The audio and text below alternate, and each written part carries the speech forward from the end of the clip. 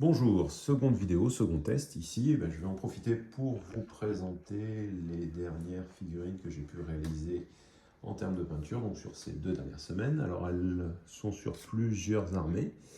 On va d'abord commencer par des halls de mignonnes, que vous verrez demain dans la vidéo.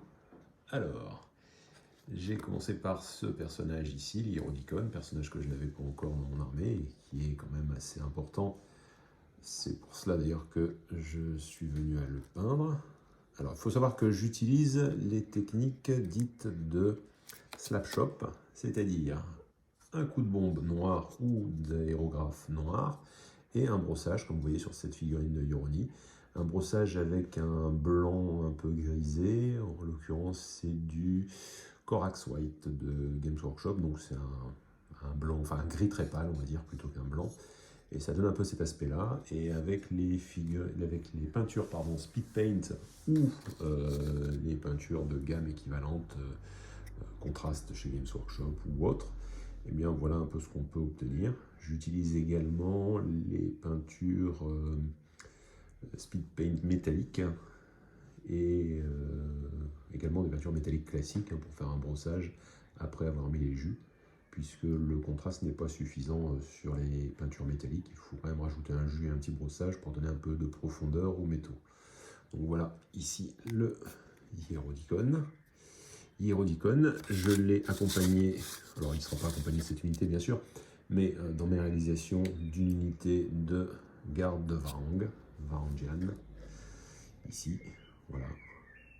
Alors contrairement à pas mal de figurines de cette gamme, je n'ai pas trop mis d'oxydation sur les armures. J'ai considéré que c'était un petit peu les troupes d'élite, donc il y avait le meilleur matériel qui devait, malgré l'âge, conserver une patine certes, mais pas trop d'oxydation. Mes légionnaires sont quant à eux complètement oxydés et très abîmés. Ceux-là sont juste un petit peu vieillis. Voilà. Alors bien sûr, il y a 3 socles, j'ai sorti que 2 socles ici, le 3e est identique. Ensuite, je me suis lancé dans les cariatides, ici. Pareil, figurine que je trouve absolument magnifique dans la gamme. Alors en général, je peins une figurine parce qu'elle est pas trop mal et efficace, mais surtout parce qu'elle me plaît esthétiquement. Puisque l'un des points les plus importants en ce qui nous concerne lorsqu'on joue à des jeux de Parabellum, en l'occurrence, même dans d'autres jeux d'ailleurs, c'est de ne jouer à un jeu de figurines que peint. C'est-à-dire, si la figurine n'est pas peinte, elle ne joue pas. C'est aussi simple que ça. Voilà, ça permet d'avoir un petit peu un visuel quand même un peu plus sympa dans les parties. Si on ne veut pas peindre ses figurines, autant jouer à un jeu de plateau. Ça n'a plus beaucoup d'intérêt, surtout les figurines de cette taille-là. L'intérêt de ces figurines, c'est aussi qu'elles soient jolies, donc la peinture fait partie de ceci. Voilà, donc la deuxième et la troisième, ici. Donc une peinture relativement simple, avec peu de couleurs, un message facile à lire. En fait, comme je vous disais, c'est la version tabletop, donc ça doit être esthétique et sympathique à regarder à une distance de 30 à 40 cm minimum, pas en faisant un zoom important. Donc là, vous voyez, si je mets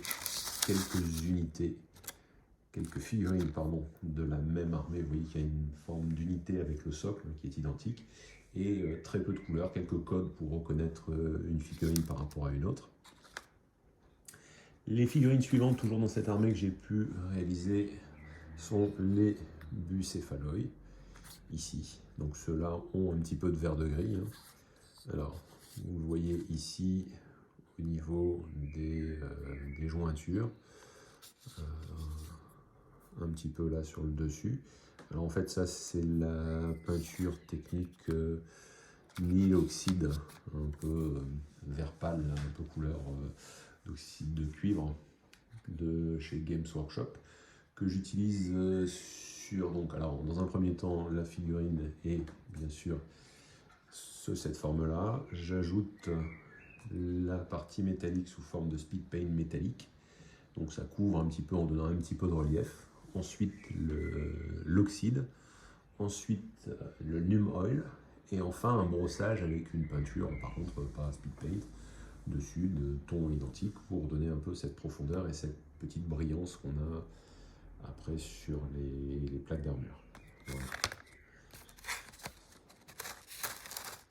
Ici est la troisième avec sa petite serpette et un petit peu d'oxydation sur l'arme, léger. Après tout, ce sont aussi des troupes d'élite.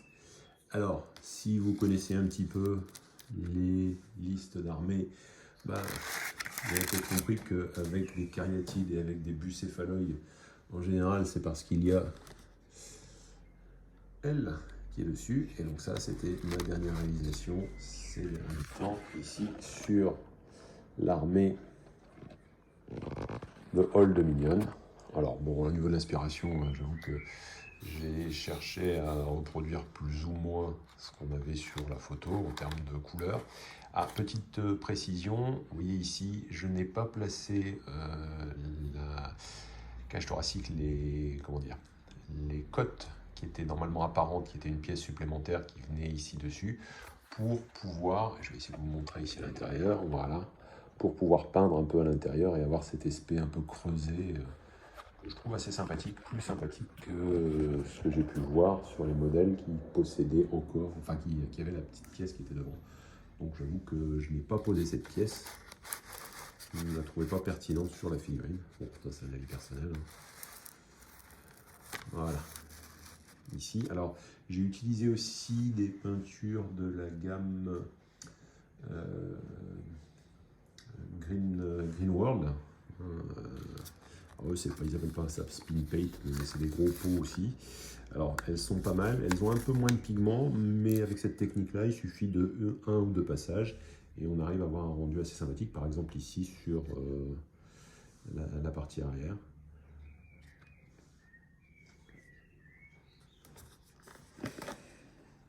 Et donc ça clôt ma partie Old Dominion, en tout cas ces derniers temps, ici.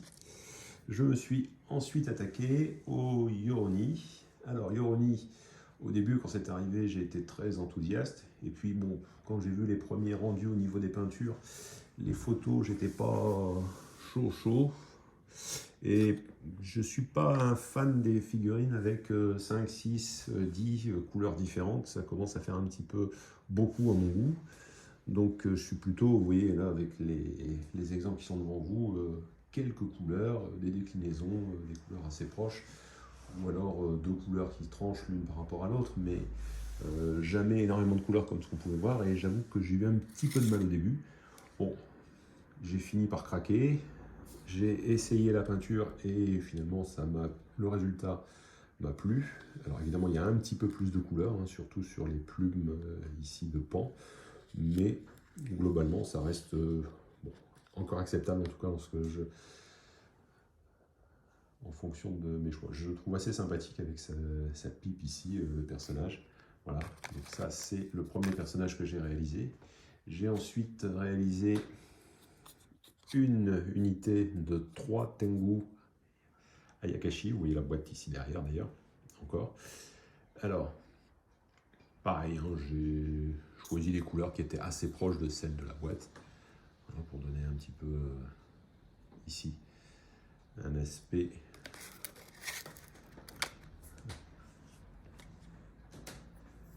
voilà, le second ici et enfin le dernier.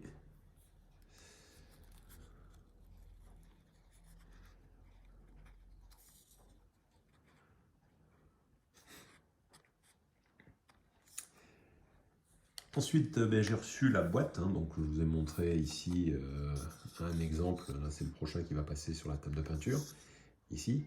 Donc avec la technique de brossage sur du noir, brossage clair sur du noir.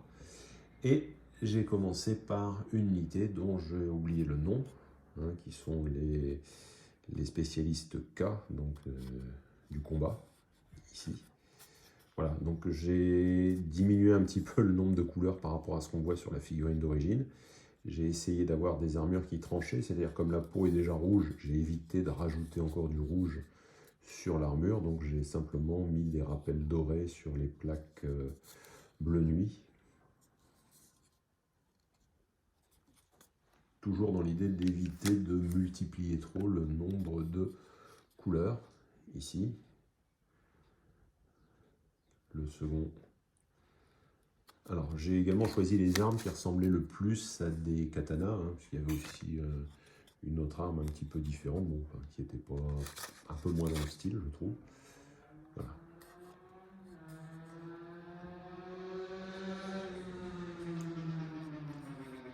Alors, j'aime particulièrement le rouge utilisé. Ça fait partie des boîtes Masterclass John Blanche de Speed Paint, avec un rouge, donc de Speed Paint, de Army Painter, pardon, avec un rouge ici, qui est le Blood Moon Red, et qui donne un ton un petit peu, couleur un peu sang, effectivement, Blood Moon, hein, ça c'est tout à fait ça, qui est très sympathique pour la peau des démons. Voilà.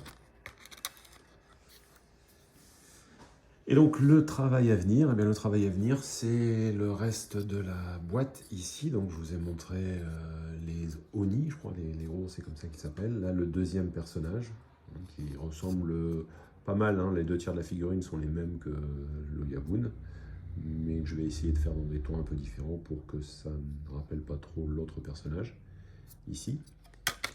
Et également une unité d'oiseaux, les Tengu, mais ceux-là c'est les Tengu Bushi, c'est-à-dire ceux qui sont avec des katanas également, comme celui-ci.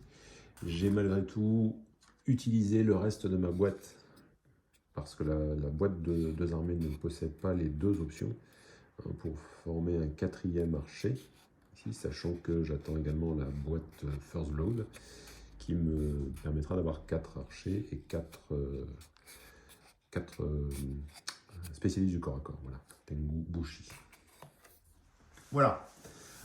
Voilà donc, et bien en attendant de vous retrouver, je l'espère demain pour une vidéo de notre partie. Alors je ne sais pas encore comment elle va s'organiser, si on va mettre que quelques morceaux ou la partie intégrale. Ça risque d'être un petit peu long parce qu'on est bavard et on est un peu long à jouer. On voit ça demain. Merci de m'avoir suivi. À très bientôt.